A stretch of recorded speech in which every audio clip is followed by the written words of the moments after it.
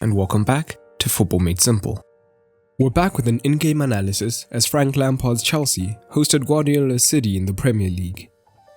Lampard's men came away with a 2-1 win in a match where City dominated the ball, but Chelsea had more clear-cut chances. And the XG indicated the win was well deserved, although it should be noted that 2.81 of Chelsea's XG came in two moves involving shots and follow-ups. Both managers used some interesting tactical patterns, so let's take a look at a few of them. A quick reminder of the formations, as Lampard opted for the following 4-3-3. In response, Pep used this 4-3-3. Now, let's dig into the tactics, starting with what Chelsea looked to do on the ball. Chelsea looked to play out short when they could, but City did high press with their front three, which made it difficult to do so. However, with Giroud up top, Chelsea weren't afraid to go long when necessary. And they always looked to get runners looking for the flick on, and we see some of this when Pulisic was running in behind. But going short brought them many risks and many rewards. Jesus would often pressure one centre-back or be slightly withdrawn on Kante, while Sterling pushed high.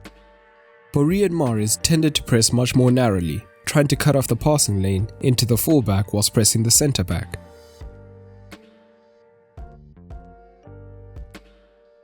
With one man on Kante, Pulisic tended to drop deep to form a double pivot in this region to play out. Alonso would be in plenty of space, so if Chelsea managed to avoid Mahrez, then De Bruyne would either have to move wide to try and cover Alonso, which would leave Mount in space, or vice versa.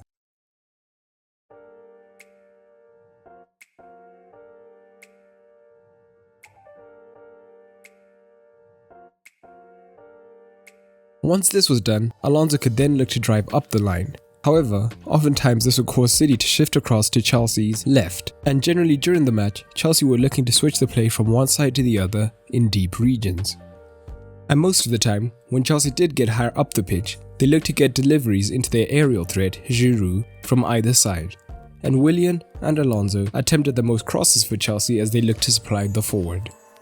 And on the left, this was facilitated by Pulisic moving inwards to drag the fullback in.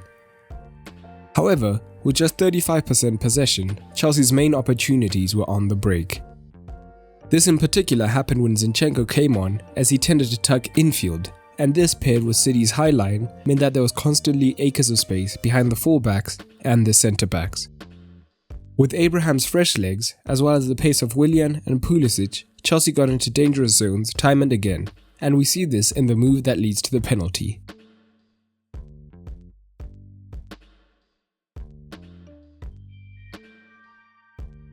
Now, how did City use their 65% possession? City looked to play out through their centre-backs, and on occasion, Chelsea would look to press high. This involved Giroud pressing one centre-back, whilst one of the wide midfielders looked to push high on the other. However, City would often use a makeshift back three to outnumber Chelsea here, and it often involved Edison pushing high.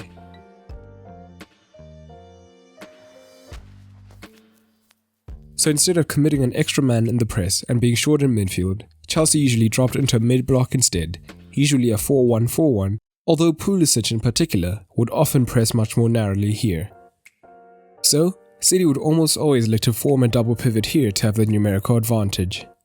And this could be a midfielder dropping in alongside Rodri, or one of the fullbacks inverting, allowing the free eights to push much higher up into the half spaces. Chelsea often looked to close down the spaces between the lines to prevent passes into the front three. City's front line was highly fluid, with Mahrez, Bernardo, Gundogan and Sterling all having turns as the false nine. However, City still found success in the half spaces when they first shifted the ball to one side, usually the left. Lampard would help facilitate this by pushing right up into the midfield to help drag Chelsea across.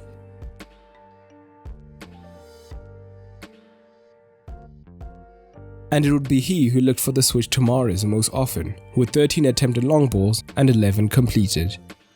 With the ball on the way to Mahrez, De Bruyne often made this run from the half space to look to receive the ball.